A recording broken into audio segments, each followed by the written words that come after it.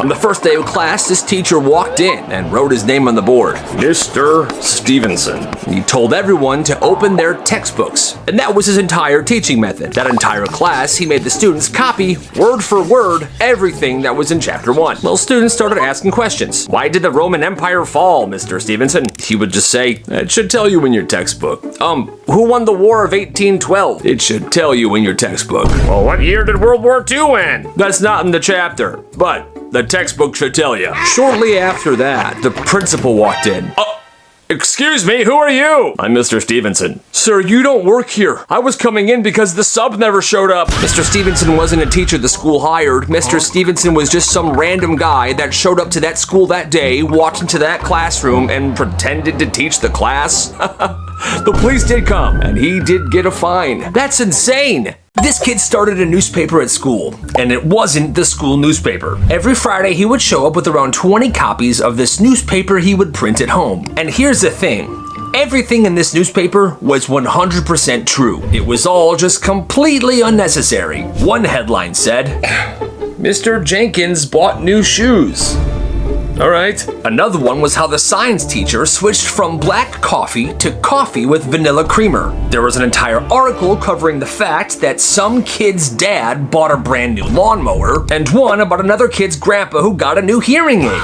Nobody needed to know any of this stuff, but people couldn't stop reading it. Hey, did you read Johnny's newspaper this week? Yeah, I read that Steven's cat no longer has fleas. The headlines were crazy. Stuff like, Mrs. Carter has worn the same watch every day for 8 years. Or, the principal parks in a different spot every time it rains. Or, every Wednesday the janitor whistles the same song. Teachers would buy and read these newspapers as well. Hey, how did you know I bought new shoes? The kid would be like, oh, I pay attention. Pretty soon everyone got paranoid because they're like, this kid knows everything. People started acting different because they didn't want to be a headline. But this kid didn't post rumors or gossip. It was just simple stuff. It was harmless. Nobody was getting roasted. It was just information. You know what? You gotta respect the hustle. There was a kid whose family owned a capybara, and one day, him and his parents got permission to bring this animal into class. Everybody figured it would stay for about an hour. Instead, this thing spent the entire day wandering around campus with this kid. Everybody meet Gerald!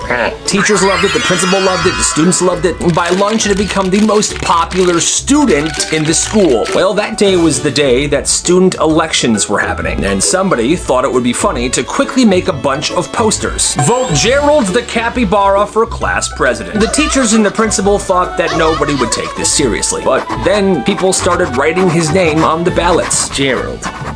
A lot of kids did this. Teachers started hearing people talk about it in the hallways. Who are you voting for? Gerald has my vote. Well, election day comes. Votes get counted. And somehow the capybara wins by a lot of votes. The principal had to stand in front of the school and explain that unfortunately the class president has to be a student. So the student with the next most votes won, and they anointed the capybara as vice president. Way to go, Gerald! At one high school, there was a kid who loved his cat more than anything. He'd had the cat since he was a little tyke. They grew up together. The cat slept at the end of the bed every single night. Well, eventually the cat got old and passed away. No.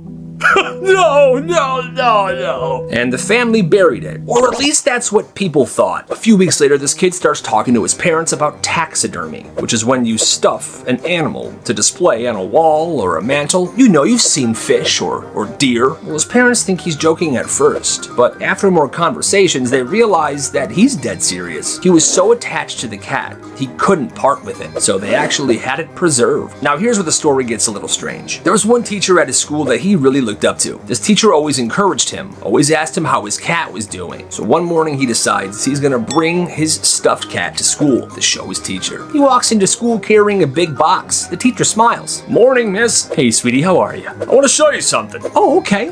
What's in there? He sets the big box on her desk, opens the top, and pulls out the stuffed cat, hands it to her. Here. Oh my God.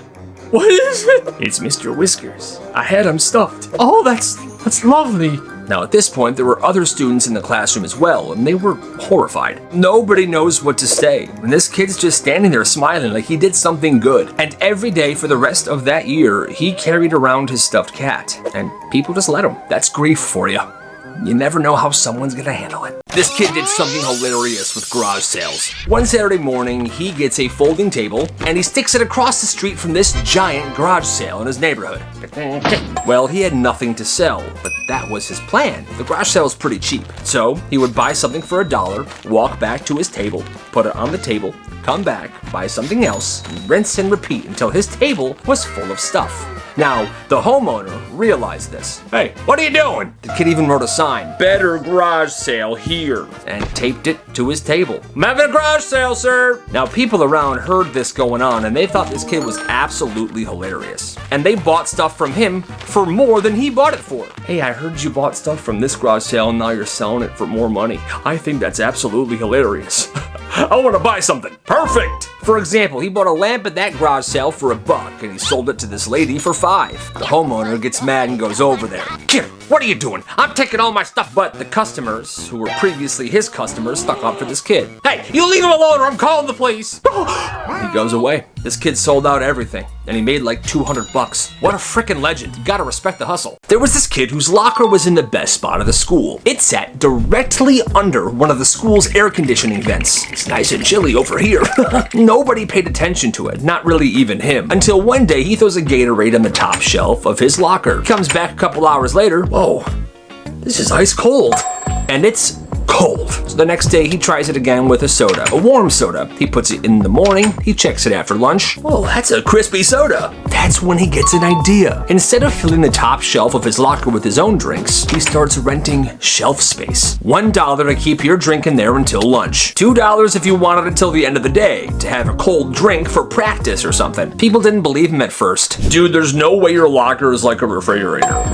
Until one dude tried it. He went to pick up his Dr. Pepper before lunch, and it was cold. No, guys, it actually worked. It was first come, first serve until the top shelf of the locker was rented out completely. And there was always someone who couldn't get a spot because it was booked up. Kids lined up before the first bell at his locker, holding milk, Gatorade. One kid said, "Will it freeze my ice cream?" He had it organized. He put sticky notes on with the person's name so he knows whose was whose. Teachers found out, but they were just amazed. Like, yo, what a smart kid. And what a strong air conditioning vent. And according to the students, that was the most valuable locker in the school. Yeah, I believe it. And guess what? You gotta respect the hustle. This kid noticed something about the Gatorade machine at his school. Only 2 flavors, yellow and blue. Now, nobody touched the yellow ones because the yellow Gatorades suck. So whenever they went there, they were getting the blue ones. Well, one morning before first period, he walks to the Gatorade machine and he notices that there's only 8 blue Gatorades left, but there's a ton of yellow ones. Well, he took a risk and he decided to buy every single blue Gatorade left, all 8. He carries them to his locker and he puts them in this little cooler he would bring to school every day that held his lunch. It kept the Gatorades cold. Well, at lunch, everybody went to the vending machine.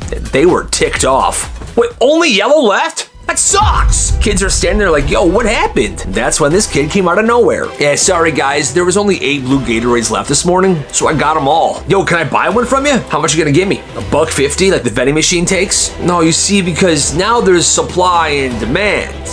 I gotta charge you more than the vending machine. Fine, I'll give you $3. Yeah, dude, I'm so thirsty. 4?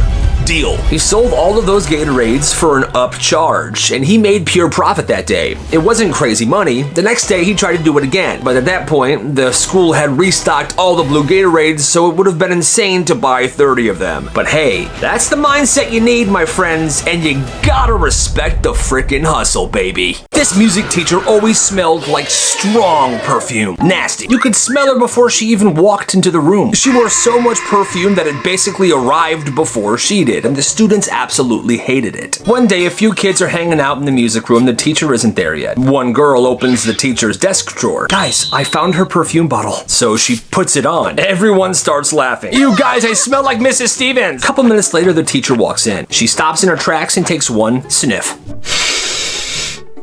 Now, everybody thinks she's gonna be mad because the kids put on her perfume. So she's walking around, she's sniffing the air, she's looking at people. And then she says, "Whoever's wearing that perfume, don't buy it again. It smells horrible. All right, class." Then she walks over to the desk, opens her drawer, pulls out her perfume bottle, the one that she was smelling, and she puts it on. And everybody starts laughing because she wore it every day. And she couldn't even tell that somebody else was wearing her perfume. But she too thought it was horrible. Wow. Every fall, this kid noticed It's so fun to step on crunchy leaves. People couldn't resist them. It didn't matter where somebody was going. If there was a perfect crunchy leaf in front of them, it's getting stomped on. So this kid started doing something strange. During fall, every day after school, he would walk around the neighborhood and he would collect leaves. The best ones, the ones that were perfectly dry, perfectly crunchy, the kind that made that incredibly satisfying crunch. And eventually he had this idea. One morning, he shows up to school early with a giant garbage bag, carefully holding a bunch of these perfect leaves.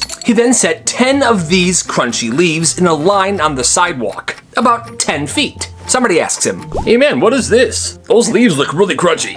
"Yeah, it's because it's the best leaf crunch in town. I got a full bag of them." And he was allowing people to step on these leaves. Students could step on 10 leaves back to back for $1 or for a trade. These barter systems, my friends, are genius. So the first kid gives him a bag of lime chips. "All right, this'll do. These 10 leaves are yours. Crunch away." Another kid's like, "Okay, yeah, that's awesome." And now everybody wants a turn. By the next morning, there's a line and the bartering begins. Some kids, yes, are paying the $1. Other kids are giving desserts, cookies, cheesecake, breakfast sandwich, and after each customer, he would reset the line with more of the leaves from this giant bag. And it only lasted a couple of days. But he made a little bit of cash and a whole bunch of snacks. You gotta respect the barter.